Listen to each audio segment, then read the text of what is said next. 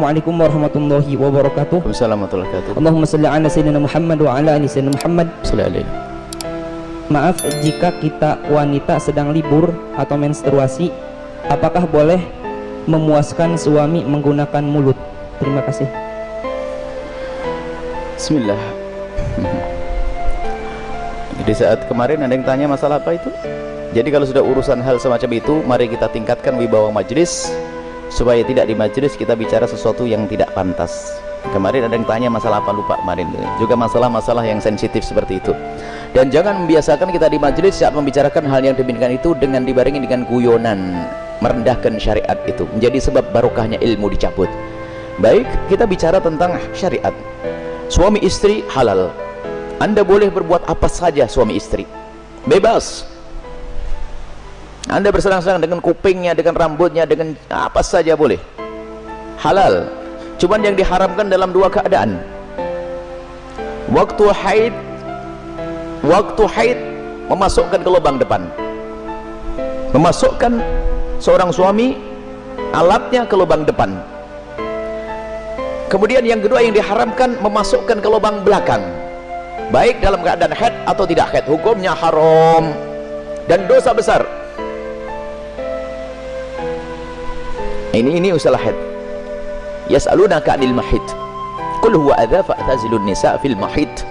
Bertanya tentang haid, bagaimana? Jauhi wanita untrusan itu. Tidak boleh menggauli istri dalam keadaan haid. Haid bukan istihadah ya. Istihadah adalah darah tapi bukan darah haid. Ini ada ilmunya khusus. Tanyakan kepada ahlinya nanti. Kita juga punya diklat haid praktis 30 menit 30 menit.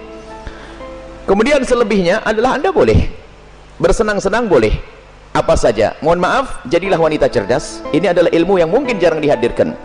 Seorang suami yang soleh, mungkin seorang suami yang soleh, dia mungkin di luar melihat sesuatu yang diharamkan, cuman dia orang menjaga diri. Astagfirullah, saya ngelihat aurat di luar.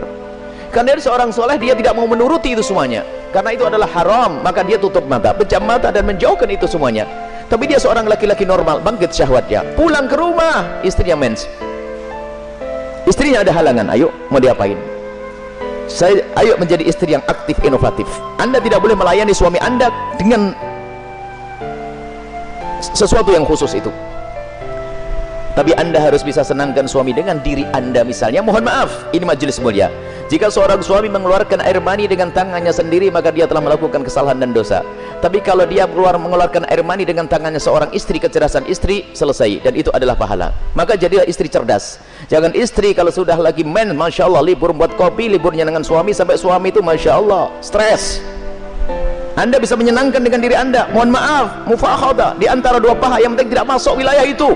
Atau apa saja, mohon maaf, ini saya sampaikan majelis mulia, sebab banyak wanita gayanya sih, modelnya kayak hebat-hebat, tapi masya Allah bikin stres suami. Hati-hati itu, hei para wanita, sadar. Senangkan suamimu dengan apapun yang Allah berikan kepadamu, dengan tanganmu, dengan apapun. Yang penting kalau Anda haid, jangan masuk wilayah itu. Sebab kadang suaminya sampai ngenes sudah tidur, masih akan diwakin kopi, enggak, sarapan enggak, bang beli makan di warung aja bang, yang ngoroknya yang digedekan. Wahai para istri yang solehah, Anda harus aktif dan inovatif, ada ide-ide untuk menyenangkan suami. Adapun masalah, mohon maaf, yang ditanyakan dengan mulut, ketahuilah, hei para suami, engkau tidak boleh memaksa istrimu untuk melakukan itu, karena belum tentu dia nyaman. Kalau dia merasa jijik, Anda tidak boleh paksa, haram. Atau sebaliknya, tidak boleh egois seorang suami, harus kau lakukan, tidak. Kenapa? Mohon maaf, karena itu adalah wilayah yang bukan wilayah bersih. Wilayahnya orang dari makanan yang bersih dibuang lewat mana? Lewat itu. Akan tapi kalau memang ada seorang wanita yang mau melakukannya misalnya, atau sebaliknya, bagaimana, apakah boleh? Ketahuilah, di situ ada cairan yang najis. Air mani tidak najis, khilaf di antara ulama. Madhab Syafi'i najis, tapi cairan selalu najis.